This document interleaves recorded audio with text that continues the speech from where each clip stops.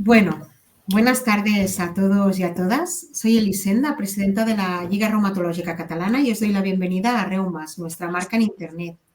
Somos una entidad sin ánimo de lucro en la que trabajamos desde hace más de 30 años para acompañar y mejorar la calidad de vida de las personas que convivimos con enfermedades reumáticas y musculoesqueléticas, también llamadas LIMES, algunas de las cuales son autoinmunes y o también minoritarias. Damos servicio directo a casi 2.000 personas asociadas y es la asociación más grande a nivel estatal que da servicio directo, sobre todo a aquellos temas que nos afectan solamente por convivir con una enfermedad crónica, como pueden ser los temas laborales, educativos, sociales, psicológicos, y para ello disponemos de profesionales en todos los ámbitos. Prestamos un servicio de acompañamiento profesionalizado para que desde el momento del diagnóstico seamos capaces de asumir lo que nos está pasando, lo que comporta convivir con nuestra enfermedad y vayamos adquiriendo conocimiento, herramientas, técnicas para poder empoderarnos y corresponsabilizarnos de esta convivencia con la enfermedad, acompañados y como complemento al sistema sanitario. También colaboramos con otros organismos públicos y privados o con otras entidades para visibilizar y ayudar a entender lo que nos pasa, como en temas de innovación o de investigación. Y participamos en diferentes comisiones, grupos de trabajo, haciendo incidencia política. Una de las necesidades que tenemos como pacientes es la de conocer perfectamente qué es lo que nos está pasando, el por qué y qué podemos cambiar o poner de nuestra parte para encontrarnos un poco mejor. Por eso os doy la bienvenida a este webinar de hoy, que hoy trataremos la fibrosis pulmonar en las enfermedades reumáticas, ya que se trata de una enfermedad muy infradiagnosticada y es importante que conozcamos sus síntomas, el proceso de diagnóstico y que aprendamos a vivir con ella. Para ello tenemos aquí una mesa redonda con grandes personas súper profesionales en el tema.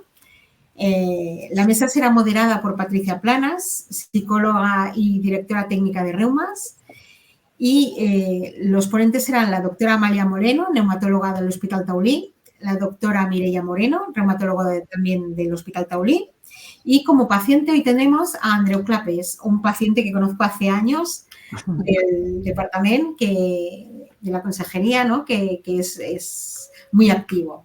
Así que, Patricia, cuando quieras. Venga, pues muchas gracias, Eli. Bienvenidos, Andreu, Amalia y Mireia. Un placer compartir esta mesa con vosotros tres. Y bueno, y bienvenidos todos y todas pues, a los oyentes, ¿no? Y esperamos pues, que os guste y que sea de utilidad esta webinar. Quizás la primera pregunta, ¿no? que habría que hacer, porque nosotros somos reumas y las enfermedades reumáticas las conocemos, pero la fibrosis pulmonar no tanto, ¿no? Entonces, ¿nos podrías explicar, Amalia, supongo que va a ti dirigida la pregunta directamente, qué es la fibrosis pulmonar? Sí, bueno, primero de todo, buenas tardes a todos. Intentaré explicaroslo de la forma más fácil que pueda. A ver, la fibrosis pulmonar no deja de ser un proceso que pasa en los pulmones como de cicatrización. Se van produciendo, pues, en respuesta a diferentes estímulos, etcétera, pues se va produciendo una cicatrización del pulmón, una reparación anómala que hace que ese tejido, que el pulmón es como una esponja, se vaya quedando rígido. Al quedarse rígido, ese trocito de pulmón fibrosado no se hincha y deshincha y el aire no puede entrar y salir y esos pulmones se vuelven más pequeños y con menos capacidad pulmonar. Y eso va haciendo que la persona pues tenga sensación de fatiga, de cansancio al caminar, tos, sobre todo seca, etcétera. Y esto pues se puede producir sin ninguna causa conocida, ¿no? La fibrosis pulmonar idiopática pues es una enfermedad que no tiene una causa. Andreu lo sabe muy bien, y luego hay la fibrosis pulmonar asociada a las enfermedades pues, reumatológicas, por ejemplo. Vale, esa es la segunda pregunta, ¿no? Ya que os tengo aquí a las dos juntas. ¿Cuándo se da la fibrosis pulmonar en enfermedades reumáticas? ¿Y es muy habitual? Porque es la gran desconocida, ¿no? ¿Nos podéis explicar un poquito? Vale. Buenas tardes, yo soy Mireia Moreno, de la parte de reumatología. La verdad es que siempre trabajamos juntos, pese a nuestro apellido es facilitamos para la memoria de los pacientes, se acuerdan mucho de nosotras. Pero no, es verdad, es verdad.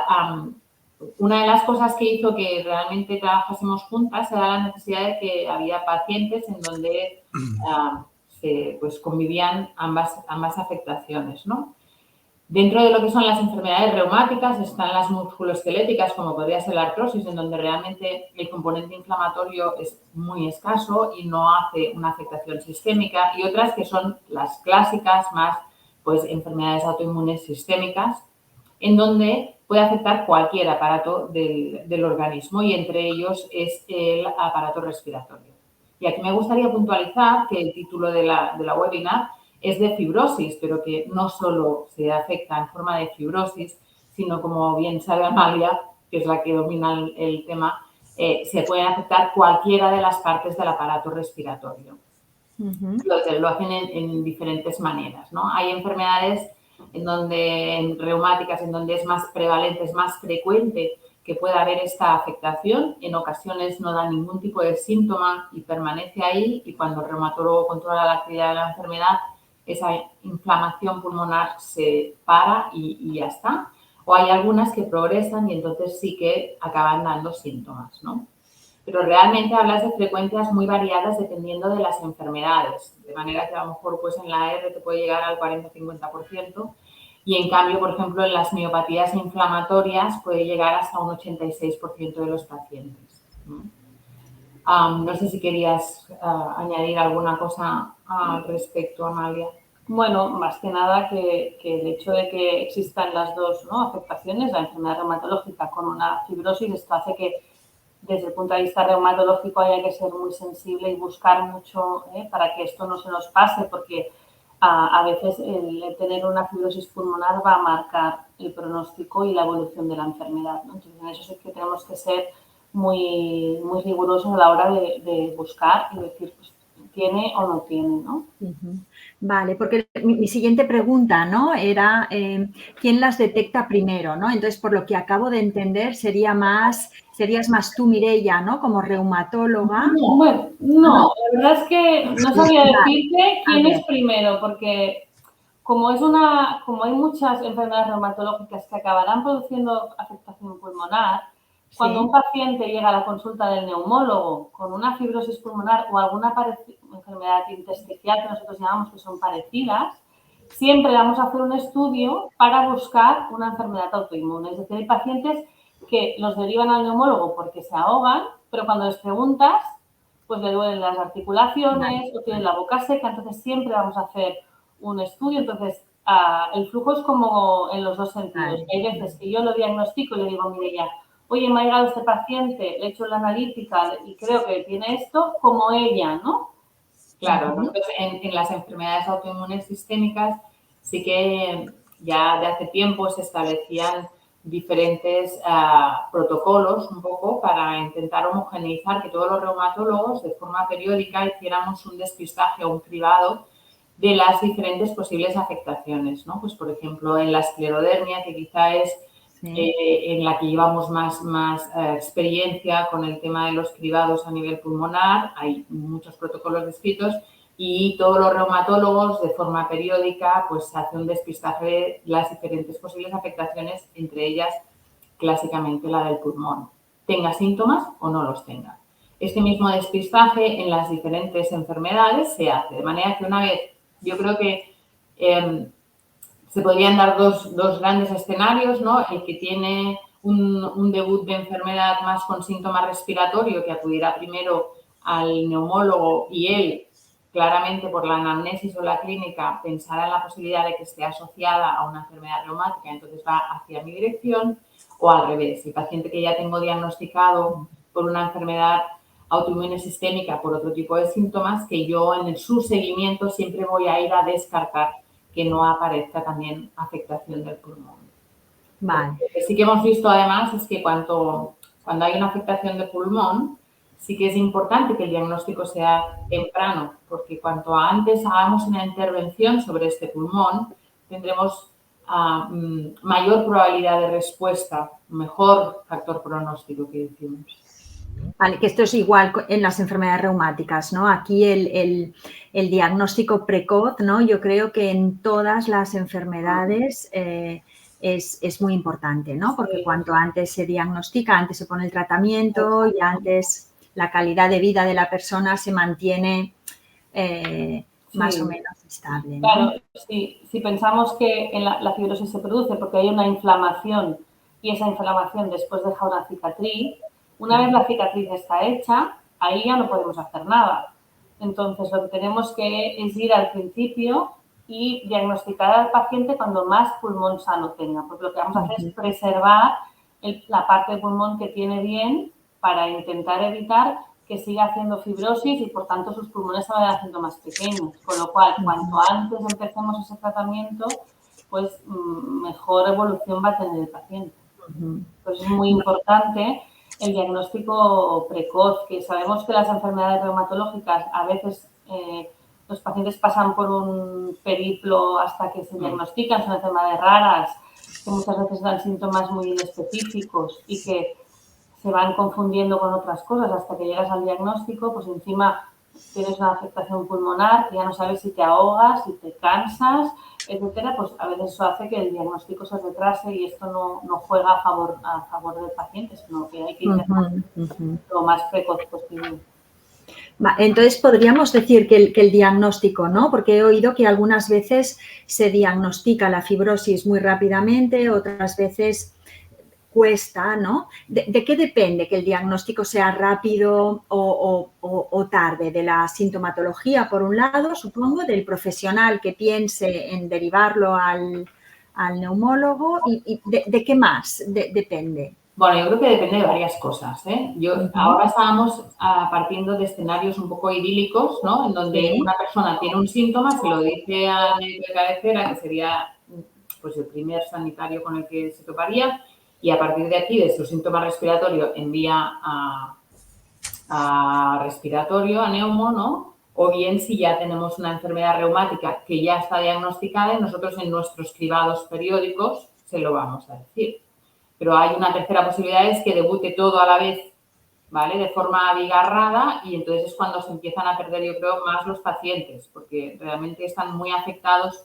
En ocasiones también hay pérdida de peso, hay fiebre, dolor articular. Es una mezcla importante, ¿vale? Y es cuando a lo mejor hay más pérdida en el sistema, en los circuitos.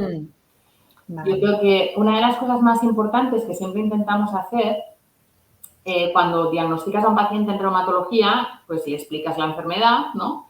E intentas hacer lo que llamamos nosotros una prevención primaria y sobre todo una educación, ¿no? De este paciente. Decir, mira, bueno, tienes este diagnóstico, hay que hacer estas cosas, no sé qué, y iremos haciendo despistajes por si acaso aparecen otras afectaciones.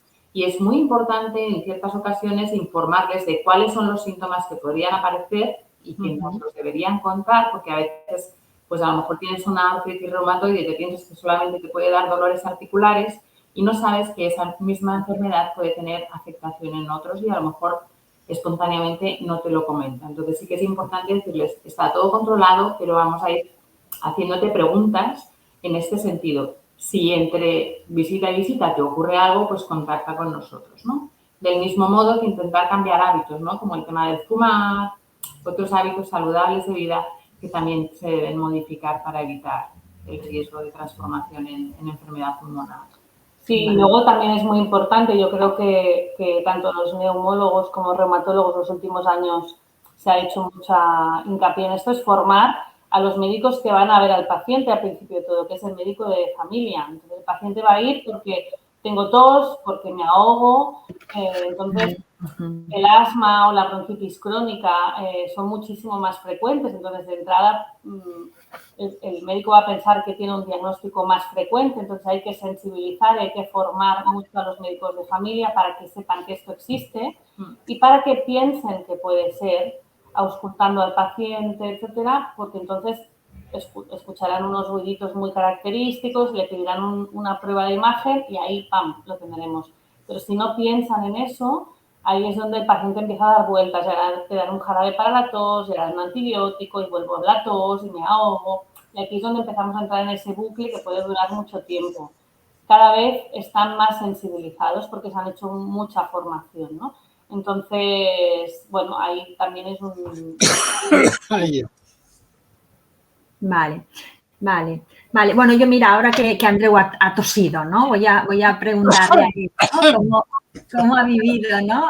¿Cómo has vivido tú, Andreu, tu enfermedad, ¿no? Porque hablábamos antes de empezar que tú tienes fibrosis pulmonar, pero cuéntanos un poquito desde cuándo la tienes, cómo empezaron los síntomas y sobre todo cómo estás ahora, ¿no? Sí, sí.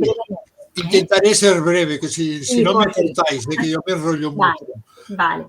Primero, buenas tardes a todos y a todas. Encantado de, sobre todo si puedo oír también otros pacientes que, aparte de las explicaciones técnicas, ya las hacen la Amalia y la Mireia, las doctoras, vaya. Muy bien. Mira, yo hace unos años siempre he sido muy deportista.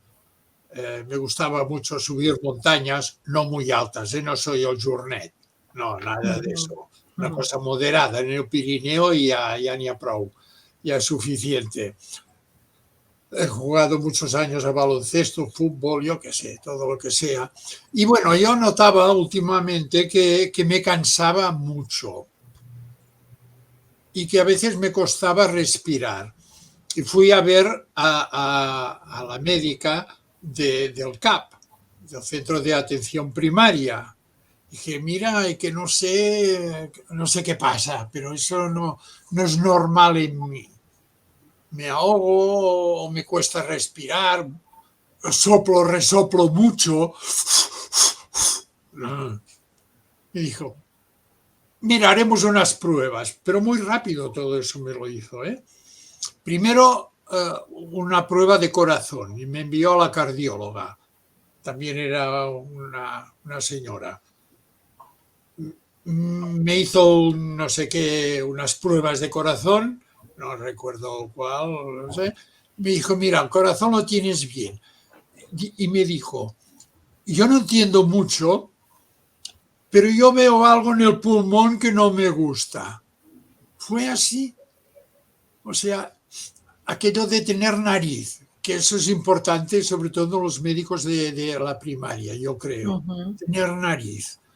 Y me hizo pruebas, y de estas pruebas me dijo, lo siento, pero tienes una enfermedad pulmonar. No quiero darte ningún diagnóstico, pero sí que te derivo al hospital. Entonces me derivó al hospital. Y, curiosamente, antes incluso de ir al hospital, yo le expliqué que tuve un abuelo que estuvo encerrado en un centro, en un hospital, ¿no? En un sanatorio de tuberculosos, cerca de la zona, digamos. Y después, un hermano mío mayor, que le diagnosticaron fibrosis pulmonar idiopática en el Taulí, precisamente. No recuerdo el nombre del médico, ahora ya se me ha borrado, pero ya era un señor mayor. Y a él le derivaron directamente a Vall d'Hebron, y a Vall d'Hebron, al cabo de un relativamente poco tiempo, le trasplantaron pulmones, un bipulmonar. Y entonces, cuando me derivaron al hospital, dijeron, ya que tienes familiares y antecedentes, hay un equipo de médicos que están investigando. Si digo algún disparate, ya me perdonaréis, ¿eh? Yo no. Tranquilo, Andreu. Vale. Se creía que no tenía raíces genéticas, antecesores familiares. Dice, y están investigando precisamente esto. ¿Oye? Dice, si no te importa, te derivamos a un hospital cerca de Barcelona, el Hospital de Bellvitge, donde sí había ciertamente este equipo. Y, bueno, allí me fui. Y, curiosamente, la doctora que me recibió, yo cuando la vi digo, esta cara a mí me suena. Bueno, yo me he dedicado a la enseñanza casi toda la vida.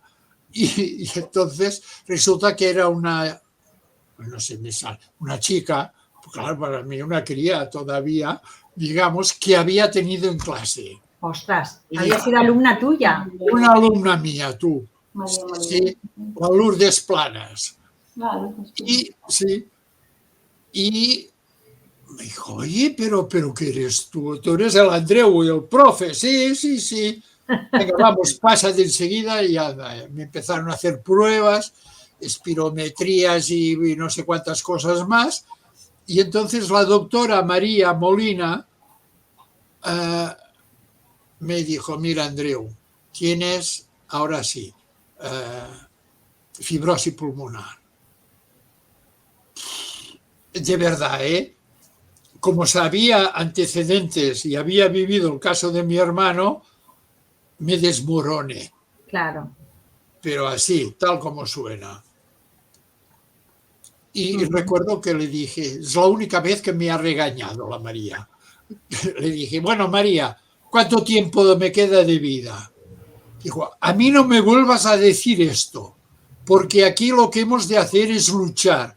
Y hoy en día tenemos posibilidades de que, en fin, de que la cosa funcione. Andreu, disculpa un momento, ¿por qué edad tenías en ese momento tú cuando te diagnostican? Pues unos 70, 69, 70. Sí. Vale. Y ahora tengo 80, pues ya hace 10 años que voy con hace 10 años, vale. Sí, que también es una fecha importante, ¿eh? Y me dijo, no, aquí vamos a luchar, ¿tú te atreves?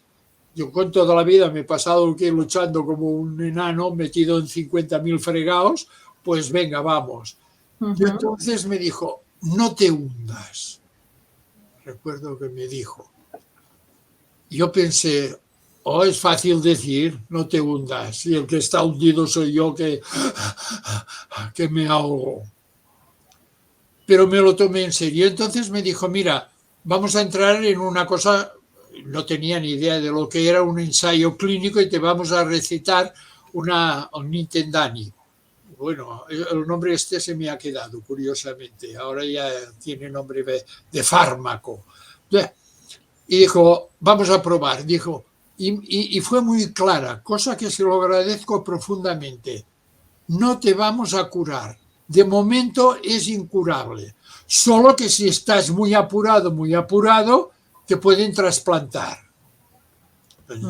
Digo, pues mira, ya me suena familiarmente, ya sé de qué va la película. Y sí, me receptó el Nintendani. Bueno, y entonces fuimos siguiendo pruebas, etcétera. Al cabo de un tiempo ya pasó de ensayo clínico a que se autorizada como fármaco. Ahora no me acuerdo los pasos que se dan, pero bueno, es igual eso. Ya está. Y con ello estoy. Vale. ¿Y te encuentras mejor? No, estoy hecho una piltrafa. Estás hecho una piltrafa, pero bueno, pero estás aquí, ¿no? Exacto, eso es lo que yo siempre digo. Sí. Pero mira, primera cosa que eso creo que es importante es tu posición mental ante una enfermedad y ante una crisis. Hace 3 o 4 días estuve hablando con una persona que ya lleva un año diagnosticada de fibrosis y que todavía no acepta la enfermedad y no acepta las limitaciones que esta enfermedad le da. Y esto yo lo encuentro terrible, de verdad, y lo digo porque veo que probablemente algunos de los que me estáis escuchando también sois enfermas. El primer punto realmente importante es tener la cabeza fría, decir, vale, pues yo tengo esto, pues voy a convivir con esto. Y esto conlleva limitaciones, sí, pero eso no quiere decir, que es lo que le decía a esta señora hace pocos días, no te quedes encerrada en casa, has de tener ilusiones, porque el que no puedas hacer cosas, yo ya no voy a subir más a la Neto, ya se me ha olvidado, y no voy a hacer ni un partido de básquet, de baloncesto, no. pero puedo seguir haciendo muchas Claro, cosas. claro. Y esto es lo importante, yo creo, para los enfermos. Sí, yo toda la vida he sido muy aficionado a la fotografía y cuando salgo con la cámara no me acuerdo ni de que me ahogo. Así de claro lo digo. ¿Por qué? Porque mi cabeza está en otro sitio, buscando una imagen, buscando una toma, etcétera. Y esto creo que sí, que realmente es muy importante. Primero. Y segunda, yo creo que es importante asociarse. Asociarse. Porque no eres un bicho raro que eres el único en el mundo que le pasa eso, sino que hay mucha gente y con los cuales puedes hablar tranquilísimamente y abiertamente y compartir. Me figuro Claro. que tanto los reumas como los neumas, eso y con otras enfermedades. Ahora hemos visto, acaban de aprobar la ley de la ELA, Sí. gracias a una asociación de algunos señores que se han empeñado en que eso tenía que salir adelante y lo han conseguido. Pues también a través de asociaciones hay que seguir y hay que luchar y hay que dar empatía a los otros enfermos que están a tu lado. También escucharles mucho y darles ánimos y abrirles caminos de ilusión de que todavía puedes hacer muchas cosas. Sobre todo amar y ser amado. Bueno, ya acabo. Muy bien, muchas gracias, Andreu. Totalmente de acuerdo. Yo que estoy vinculada a Reumas desde hace muchos años, doy fe de que las asociaciones, ¿no?, ayudan a las tres cosas que has dicho y a más, ¿no? Un poco hacer políticas, ¿no? Ayudar a hacer políticas sociales en defensa de los pacientes, este sería una, ¿no? Como la ley de la ELA o como en su momento, pues yo que sé, que hubiese una enfermera en los hospitales, ¿no? En reumatología, etcétera. Luego, el combatir este sentimiento de soledad, ¿no?, y de aislamiento que a veces provocan este tipo de enfermedades, hablando con otras personas y dándote cuenta de que no estás solo. Y luego también te ayudan a lo primero que has hecho tú, ¿no?, a aceptar la enfermedad y todo lo que implica esa enfermedad y ayudarte, pues, a mejorar tu calidad de vida. Entonces, me gustaría ahora hacer una pregunta, ¿no? Andreu ha dicho la medicación que le dan y tal. La medicación para la fibrosis ayuda un poco a detener la enfermedad, porque la doctora Amalia, ¿no?, nos ha dicho que una vez sale la herida, esa herida ya no se cura, ¿no? Pero ayuda un poco a prevenir que no salgan más heridas y a preservar un poco la capacidad pulmonar que tiene el paciente cuando empieza el tratamiento. ¿Cómo funciona? A ver, en el caso de las enfermedades reumáticas, porque nintedanib, como bien ha dicho Andreu, salió para fibrosis pulmonar idiopática, que es la que no tiene causa conocida, pero luego se vio que si funcionaba en esta enfermedad que era la fibrosis, quizá en las otras también, ¿no? Entonces, realmente esto es así. Entonces, lo que en las enfermedades reumáticas no va sola. Los pacientes toman su tratamiento pues para su artritis reumatoide, su esclerodermia, etcétera, pero cuando aparece la fibrosis pulmonar sí que se puede asociar a nintedanib, y nintedanib siempre vamos a decir lo mismo, no te va a quitar la fibrosis. La que tienes, esta no la vamos a quitar, pero lo que hace es frenar la velocidad de descenso, como si dijéramos, que la bajada sea mucho más lenta. Entonces, se ha visto que en estas enfermedades también funciona. El problema a veces es que como estos pacientes ya toman otros tratamientos, a veces la tolerancia al tratamiento no es la mejor. Andreu sabe perfectamente que nintedanib, sobre todo, no sienta muy bien a la barriga, ¿no? Da muchas diarreas, malestar de barriga. Entonces, a veces combinarlo con los otros tratamientos no es fácil, pero es verdad que sí que frena bastante la fibrosis, ¿no? Sin pararla del todo, pero sí que la frena. Sí, déjame añadir, es verdad, los efectos secundarios. Realmente me producen unos dolores de barriga importantes y unas diarreas que no veas, líquido total, y que pueden pasar. Yo voy a visitar al señor Roca, que digo yo, al váter, así de claro, pues 5 o 6 veces al día, tal como suena, ¿eh? y día y noche. Pero bueno, sufre más mi mujer, que conste que yo no me quejo, porque aguanto bien el dolor y con esto ya convivo, llevo 10 años conviviendo con todo esto, con todas esas limitaciones y efectos secundarios. Y bueno, pues vale, tampoco le doy importancia y tampoco me como el tarro. Ya sé que pasa eso, como ya sé la causa, pues ya sé que pasará y cuando pasa ya está. O sea que si en un momento determinado me voy, es que pasa eso. De acuerdo. Vale. Muy bien, muy bien.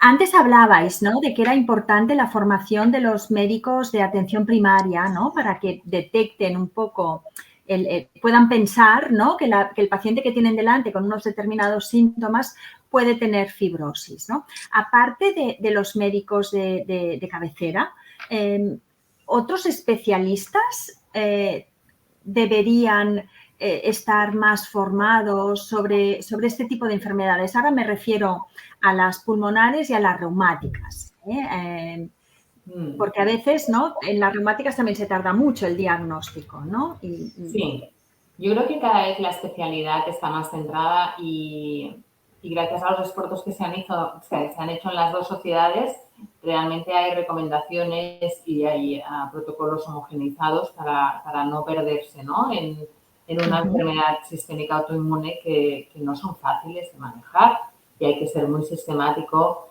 en hacer las revisiones y en hacer los cribajes, ¿de acuerdo?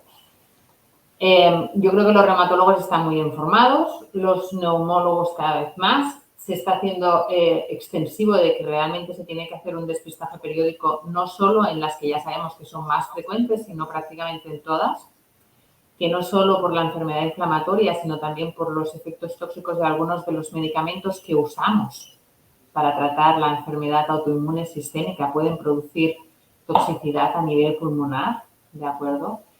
Y que todo esto se tiene que remitir a la consulta de forma pues precoz para que podamos llegar a hacer un diagnóstico y poner el tratamiento que consideremos. Que es muy importante que, a diferencia de la FPI, como le pasa a Andreu, en el caso de las reumáticas, de las malaltías sistémicas, aquí sí que es importante asociar siempre un tratamiento de actividad de la enfermedad autoinmune sistémica, Pero en este sentido yo creo que han ido todo un poco más allá, ¿no? Aparte de hacer pues proyectos más educacionales hacia la primaria, más educacionales de implementar sistemas y hábitos en los reumatólogos para hacer cribados.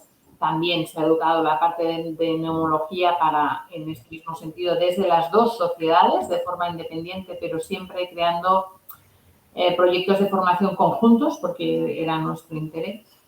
Y ahora también se han establecido las unidades más de expertesa,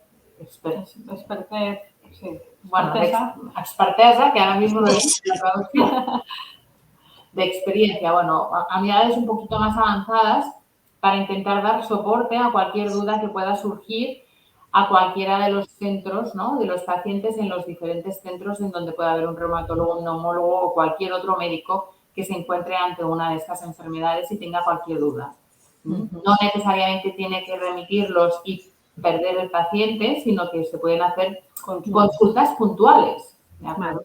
Pero eso sí que es importante y nosotros en Metabli tenemos una en donde una de las que lo lidera es Amalia, ¿no?, que lo lleva muy bien y que gracias al esfuerzo de neumología que lo lidera fundamentalmente y coordina todos los restos de especialistas que estamos, ¿no?, pues tanto los farmacéuticos como anatomía patológica, como los radiólogos, un poco todos, que funcionamos en conjunto y discutimos los casos más complicados. Sí, yo creo que cada vez en casi todos los hospitales los neumólogos y los reumatólogos ya tienen contacto y trabajan de forma conjunta. En ese sentido, nosotras quizá somos de las más antiguas. Nosotros ya hace, pues desde 2013 tenemos la consulta conjunta. Por ejemplo, esta mañana hemos estado y estamos así como ahora nos veis en el despacho y los pacientes llegan y los vemos las dos a la vez. Entonces, eso facilita mucho al paciente que no tenga que venir dos veces. y facilita mucho cuando te dice que se le ha hinchado la articulación, pero además tose porque yo lo ausculto y Mireia le infiltra, si hace falta, en el mismo momento. Y eso nos facilita mucho el discutir sobre qué tratamiento, si ha llegado el momento de ponerle este tratamiento o este no está funcionando, vamos a cambiarlo. Esto es muy importante, pero aunque no se haga esto en todos los hospitales, hay mucha comunicación en general entre los servicios y suele haber un responsable de cada especialidad para poder ponerse en común.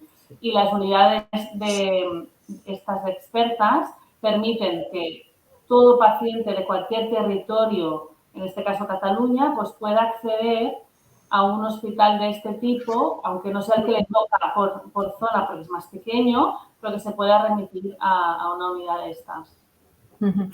Vale, a mí me ha quedado claro, ¿no? Cómo trabajáis vosotras, ¿no? En vuestro hospital, en el Parc Taulí, ¿no? Y me ha parecido fantástico el hecho de que paséis visita a las dos juntas, porque así, ¿no? Como habéis dicho, le ahorráis una visita al paciente, ¿no? Que muchas veces este tipo de pacientes tienen 1000 visitas entre las analíticas, los diferentes especialistas, etcétera. Entonces, bueno, creo que es un gran detalle, ¿no? Hacia el paciente por el ahorro de una visita menos, ¿no? Y luego también el que vea, ¿no? Que estáis coordinadas los dos servicios y que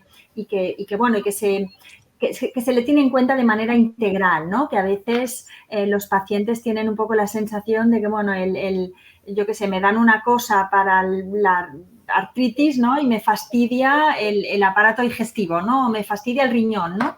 Y bueno, así pues creo que es muy buena manera de abordar, o sea que bueno, que muchas felicidades, de verdad.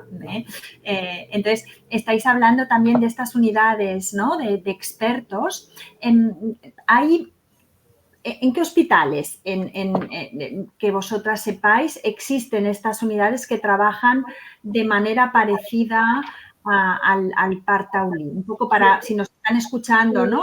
Sí. A ver, el CatSalut decidió desplegar estas unidades no solo en enfermedades respiratorias minoritarias, sino en todas las minoritarias de cualquier órgano, las de riñón, las neurológicas. Entonces, se van creando poco a poco de cada grupo de enfermedades, las enfermedades respiratorias minoritarias, las fibrosis sobre todo. Actualmente hay 5 unidades en Cataluña, que son el Hospital de Bellvitge, el Hospital del Vall-d'Hebron, el Hospital Clínico, el Hospital de Sant Pau y el Parc Taulí, ¿vale? Son 5 unidades en Cataluña. Y de hecho, pues un especialista de otro hospital puede derivarlo o creo que los propios pacientes a través de atención primaria pueden solicitar la derivación a uno de los centros, que a veces es una segunda opinión o es un encuentro, es decir, pues te han hecho todas estas pruebas, está correcta la actitud y tienes que seguir ese tratamiento y a veces simplemente es una visita, ¿eh? Pero se intenta que todo el mundo de todo el territorio, vivan donde vivan y les toque el hospital que les toque, puedan acceder a un grupo de personas que por el hecho de ser enfermedades minoritarias, claro, pues a lo mejor en un hospital muy pequeño tienen muy pocos casos, entonces tienen menos experiencia. En cambio, en estos hospitales nacionales tenemos mucho volumen de paciente, con lo cual tienes más experiencia. Entonces claro, es más fácil, o si los tienes que meter en un ensayo clínico, como le pasó a Andreu en su día, ¿no? Pues pum, ya los puedes introducir de forma más fácil. Es evidente que no podemos asumir 5 centros, todos pacientes, pero sí que se puede colaborar o hablar con el médico que lo lleva. La verdad es que hay mucha comunicación interhospitalaria, ¿eh? Que al final, a pesar de que puede parecer que hay muchos médicos, al final los que se dedican a enfermedades minoritarias somos realmente pocos y nos conocemos mucho entre nosotros dentro de nuestra propia especialidad, pero también a las otras especialidades, porque a través de todos estos programas de formación nos hemos conocido entre hospitales, por lo cual hay mucha comunicación entre los diferentes hospitales. Se hacen reuniones entre, pues, cada nosotros, por ejemplo, los neumólogos que nos dedicamos a las fibrosis, cada 2 meses nos reunimos todos juntos en una sesión y comentamos casos, pues yo tengo este caso en mi hospital, yo tengo este, y nos ayudamos entre todos. Esto también es importante, lo digo porque todo el mundo que no tenga la percepción de si no estoy en una unidad de estas, no estoy bien tratado. No es así. De hecho, puede no haber una unidad y, sin embargo, prácticamente en todos, grandes y pequeños, yo creo que en Cataluña al menos, conocemos que tienen circuitos de diferentes maneras, o visitando los dos en el mismo espacio, o circuitos rápidos, o comunicación, de manera que todo esto facilita tanto el de la detección como el diagnóstico, como el manejo y el tratamiento. Ya te digo que hay diferentes niveles, ¿vale? Pero que realmente nadie tenga la percepción de que va a estar maltratado, que normalmente todos los especialistas estamos muy sensibilizados con el tema. A la mínima duda podemos escalar un escalón más en otros especialistas o incluso remitir al paciente. En cualquier caso, yo creo que la mejor manera es hablar con el médico que te lleva, que al final es con el que tienes pues más familiaridad y más contacto, quieras o no. Siempre es más fácil llegar a tu centro próximo, ¿no? Que recorrer muchos kilómetros para llegar. Quería dar la tranquilidad a todo el mundo de decir, bueno, sí, estos, pero no necesariamente todo el mundo tiene que pasar y que todos están formados y nos comunicamos mucho entre nosotros, ¿eh? Vale, esto es muy importante, yo creo, porque da muchísima tranquilidad, ¿no? a los pacientes, ¿no? Que es lo que buscan, de hecho. Bueno, Andreu. Sí. Añadiría una cosa, sí. que es que alucino mucho. A mí ahora me visitan, bueno, han pasado varias, residentes, chicas muy jóvenes. Bueno, casualmente siempre son chicas, no sé por qué. Pero bueno, ya me gusta. Pero tienen un nivel de sabiduría, de expertesa, de madurez. Y sobre todo, y ahora eso también lo digo porque cuando hablo con médicos, aquí sí que se los petarro, pero así abiertamente. Las medicaciones funcionan muy bien si funcionan. Bueno, no sé. Eso también depende a veces del propio enfermo, que a unos les va mejor una cosa o les va mejor otra.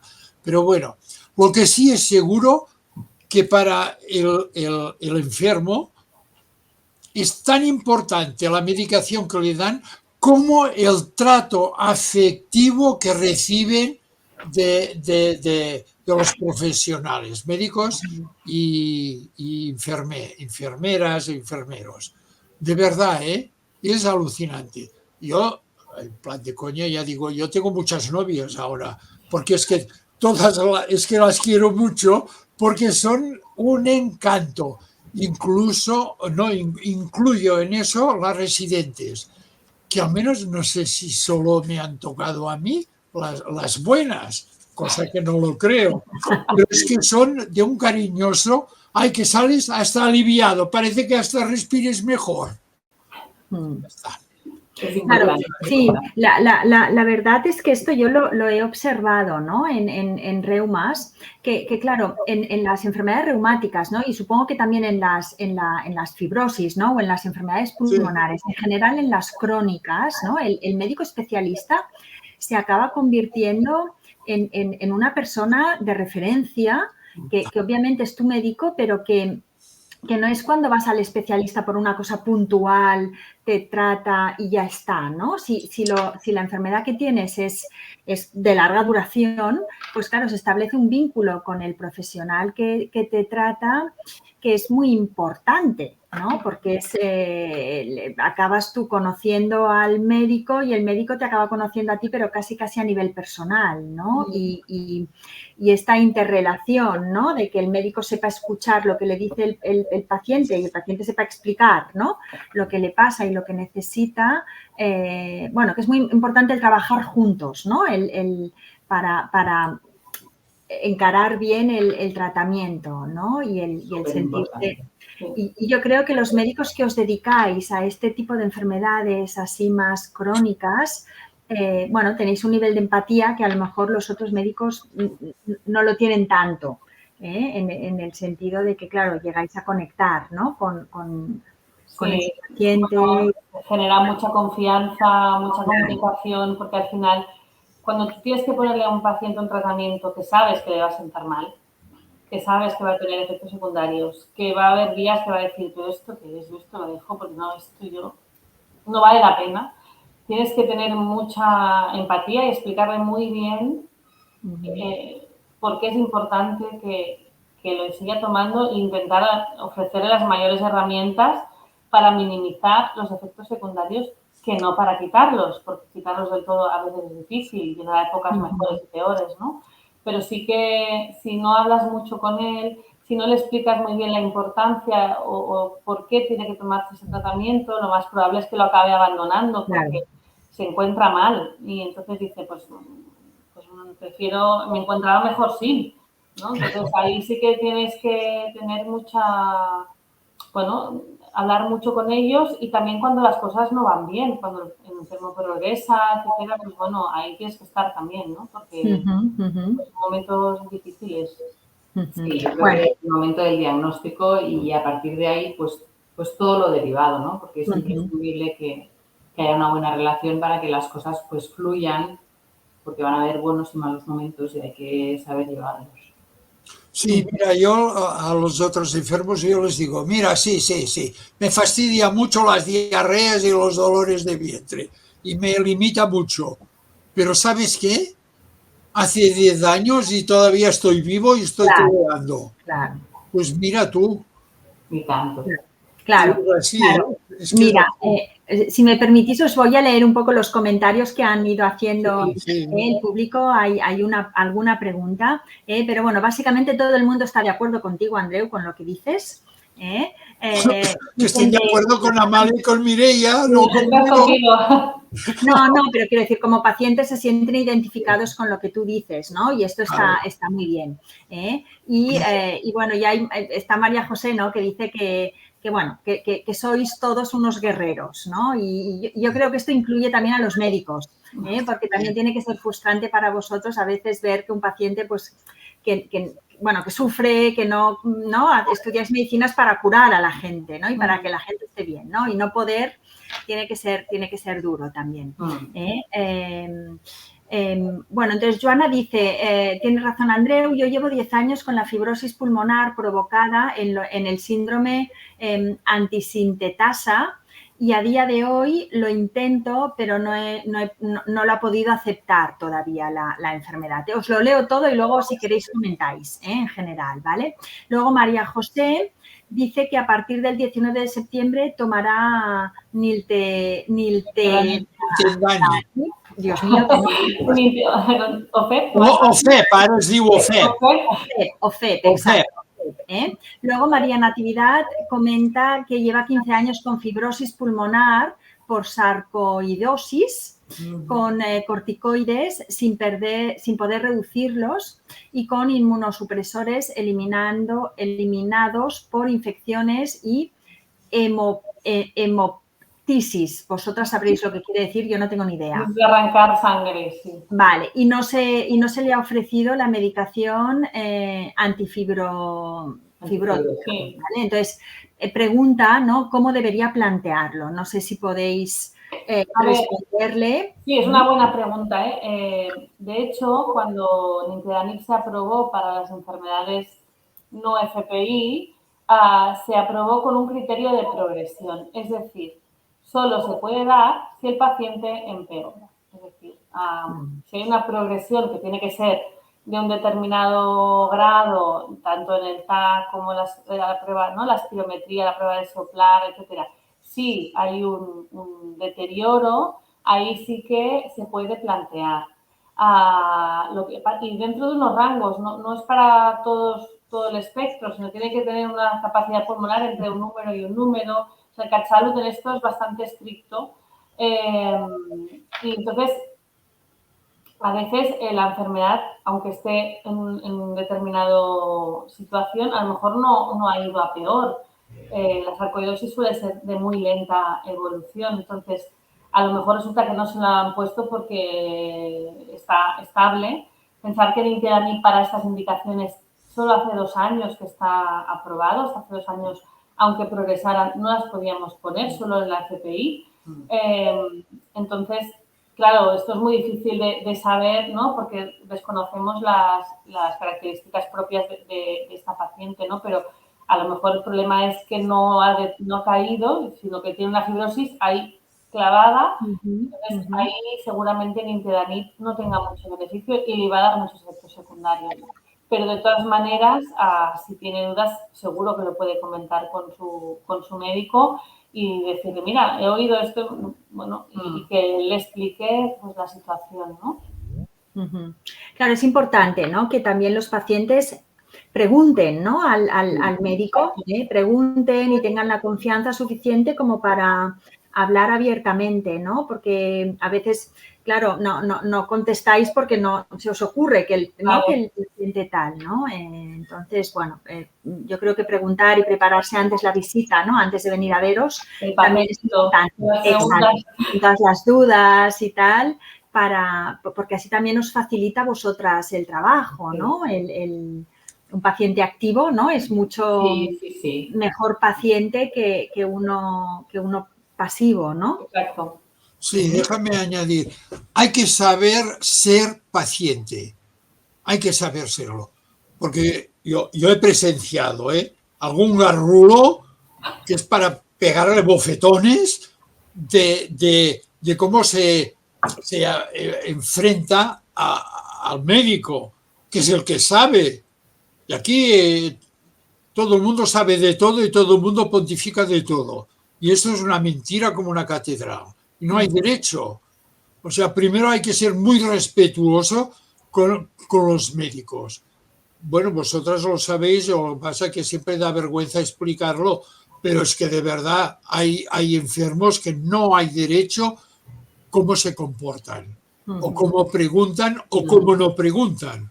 Sí, bueno, yo creo que al final, claro, lo ves desde la otra parte, intenta ser también, nosotras como médicos, también algo de pacientes, en el sentido de tener mucha paciencia, porque entendemos que recibir noticias de este estilo hasta que asumes y aceptas el diagnóstico, pues pasa un proceso, ¿no? Entonces, tienes que tener cierta paciencia hasta que lo digieren, lo asumen y en ocasiones pues pasan esta fase de rabia, de enfado con el mundo mundial y recibimos las que estamos delante. En este caso somos los médicos que atienden a ese paciente. Claro, todo tiene un límite, obviamente, ¿vale? Pero sí que detectas que en este proceso pues hay veces que se quedan, pues eso, no asumiendo la realidad o enfadándose con el médico, que es el que tienen delante, cuando en realidad nosotros estamos ahí con toda la buena fe para ayudar. Claro. No queremos producir más daño en ningún caso, sino que queremos acompañarle y ayudarle, ¿no? Pero sí que a veces lo puede. Sí que es cierto que ante el diagnóstico, ¿no? Y tú, Andreu, bueno, y todos los espectadores, ¿no? Lo sabéis bien, hay que hacer un proceso de duelo, ¿no? Un proceso de duelo por la pérdida de la salud.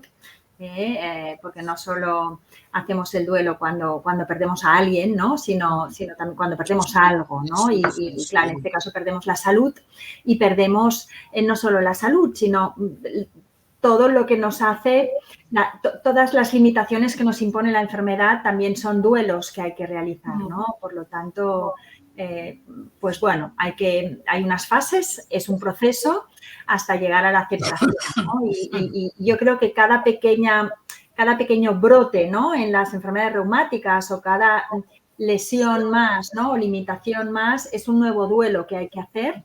Y bueno, y hay que estar un poco preparado y hay que acompañarlo, ¿no? Entonces, desde Reumas lo hacemos, ¿no? Vosotras también desde la consulta también lo hacéis y hablando con otros pacientes, pues bueno, también se puede ayudar, ¿no? a llevar a cabo todo este proceso. Pero es duro, obviamente. Sí. Mira, yo una de las cosas que más me han costado renunciar, aceptar que no puedo hacer, es viajar a África. ¿Por qué? Bueno, porque fotográficamente me da mucho juego y además, como soy muy no sé cómo, me meto en todos sitios donde no debo y yo qué sé. Pero sobre todo con la gente, ¿no? El trato con la gente y buscar mucho, digamos, las caras de las personas, ¿no? Que que hablan mucho de por sí. Y realmente me lo han prohibido, ¿no? Por dos razones. Primero, porque es un riesgo de pillar cualquier cosa y que estás por ahí perdido y no sabes cómo puede ser la reacción, ni al nivel de hospitales, ni nada de eso. Y otra cosa curiosa, solo me dejan viajar si es imprescindible en avión, pero solo con la British, porque por lo visto es la que tiene menos bichos pululando por las cabinas. Es curioso eso, ¿no? Claro, yo iba al África con vuelos baratos. Bueno, no veas, allí puede haber de todo y más pululando. Hasta parece que los veas. Bueno, pues son renuncias que uno tiene, pero bueno. Pues Bueno. porque es bien concreto, ¿no? Y dice esto, tantas cosas, madre mía. Pero bueno, pero yo creo que tú, Andreu, eres un ejemplo, ¿eh? Por lo que yo no te conocía, te he conocido hoy y me parece que eres un ejemplo a seguir para muchos pacientes. Ay, no, eso sí que no sí, me siguen a mí. Sí, con tu propia experiencia. Escribe libros, que tiene 2 libros. ¿ves? Andreu, ahora voy a hacerte propaganda. De cosas de esas, sí. Muy bien. Sí. De fotografía y de otros. A ver, faltan 3 minutos para las 6. Nos quedan 3 minutitos. Si queréis comentar algo así brevemente, 1 minuto cada uno, yo simplemente daros las gracias a los 3 y bueno, y a todos por vuestras preguntas y por vuestra asistencia y eso, y mil gracias. No sé si queréis decir algo más. Yo empiezo y seré breve. Gracias a todos, evidentemente. Gracias a Reumas por invitarnos para hacer difusión de algo que es minoritario y por tanto se conoce poco. Y dar esperanza a todo el mundo que pueda tener esto, porque realmente el nivel de formación es muy alto y estamos bien formados y sobre todo bien comunicados entre nosotros. Y esto es muy importante para que las cosas funcionen bien. Sí, y sobre todo que no tengáis miedo de preguntar a vuestros médicos sobre la enfermedad, sobre los tratamientos.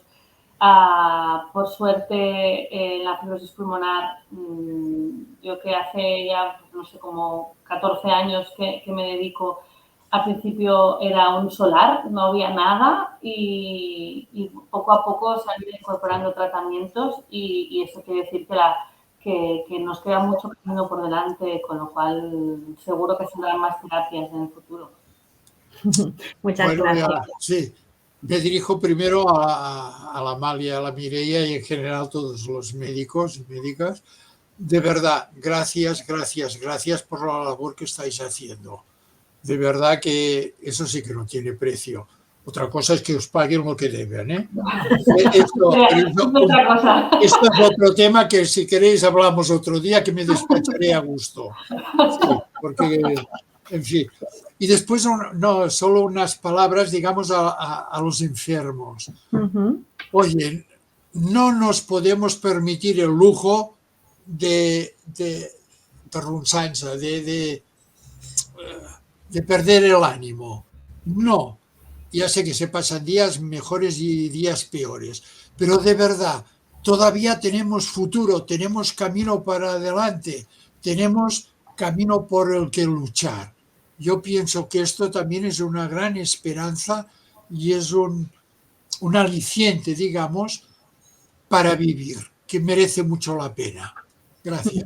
Y gracias por invitarme. Bueno, pues cerramos con este mensaje de Andreu, de no desanimarnos y de que hay esperanza y que hay cosas, a pesar de la enfermedad, hay cosas por las que seguir luchando y sobre todo por las que seguir viviendo. Muchas gracias a todos. A vosotros también. Y bueno, lo dejamos aquí, ya nos veremos en otras ocasiones seguro.